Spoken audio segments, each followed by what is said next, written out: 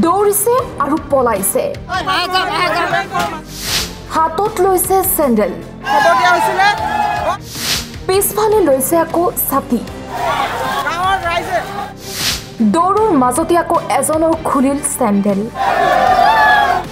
কিন্তু হাৰ মনা নাই দৌৰিবলৈ সকলোৰে হাতে হাতে আকৌ মোবাইল কাৰণ এটাই সেলফি মেইন বহু দূৰ দূৰণিৰ পৰা আহিছে হাজাৰ হাজাৰ লোক চিঞৰিছে কেৱল ছফিউৰ ৰহমান এতিয়া আহক মূল কাহিনীলৈ এই ঘটনাৰ স্থান হাটচিঙিমাৰীৰ কুকুৰাডাঙাত ঘটনাৰ সময় পুৱাৰ প্ৰায় 6 বাজিছিল সেই সময়তে টোপনিৰ পৰা সাৰ পাইছিল আকৌ ছফিউৰ ৰহমানে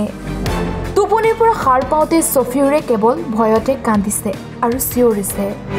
কাৰণ ছফিউৰ ৰহমানৰ ঘৰৰ ভিতৰত এডাল কাঠত আছিল প্ৰকাণ্ড ৰাছেল ভাইপাৰ তাৰ পিছতে প্ৰকাণ্ড সাপডালক লৈ সমগ্ৰ অঞ্চল জুৰি সৃষ্টি হয় আতংকৰ অভিযোগ অনুসৰি বন বিভাগক অৱগত কৰাৰ পিছতো উদ্ধাৰৰ বাবে নাহিল বন বিভাগৰ কোনো লোক আৰু শেষত উপায়ন্তৰ হৈ আতংকিত ৰাইজে হানি খুচি হত্যা কৰিলে সাপডালক আৰু হানি খুচি হত্যা কৰাৰ পিছত ব্ৰহ্মপুত্ৰ নদীত উটুৱাই দিলে সাপডালক দেখা গৈছিল যে কুকুৰাডাঙা যেটো গাঁও সেইটো গাঁৱত পুৱা 6টামান বজাতে সাপ লোৱা খবৰ পালোঁ পিছত মানে স্থানীয় ৰাইজে বন বিভাগক 8টামান বজাত খবৰ দিছে যে ইয়াত সাপ ওলাইছে যেহেতু ৰাছেল ভাইপাৰ আতংক এটা সৃষ্টি হৈছে সেই সময়ত গাঁৱৰ ৰাইজে গোট খাই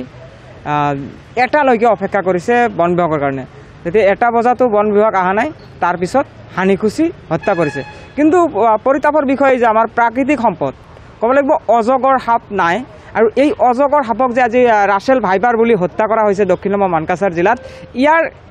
একমাত্ৰ দোষী হৈছে জগৰীয়া হৈছে বন বিভাগ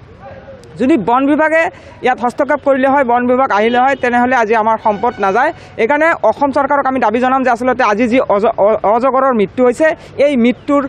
কমপ্লিট দায় হাটচিঙিমাৰী বন বিভাগ আৰু এই হাটচিঙিমাৰী বন বিভাগৰ বিৰুদ্ধে বিহিত ব্যৱস্থা গ্ৰহণ কৰিব লাগে এওঁলোকে যেতিয়াই হাতী ওলালেও একে কথা যে আমাৰ ষ্টাফ নাই আমি এতিয়া যাব নোৱাৰিম গাড়ী নাই আমুক নাই তামুক নাই যদি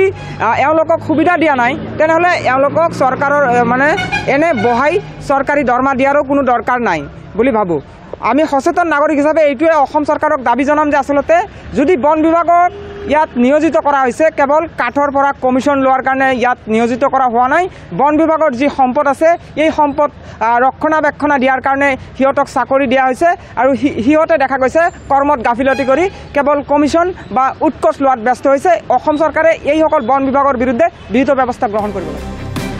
হাটচিঙিমাৰীৰ পৰা দিলৱাৰ হুছেইনৰ ৰিপৰ্ট টাইম 8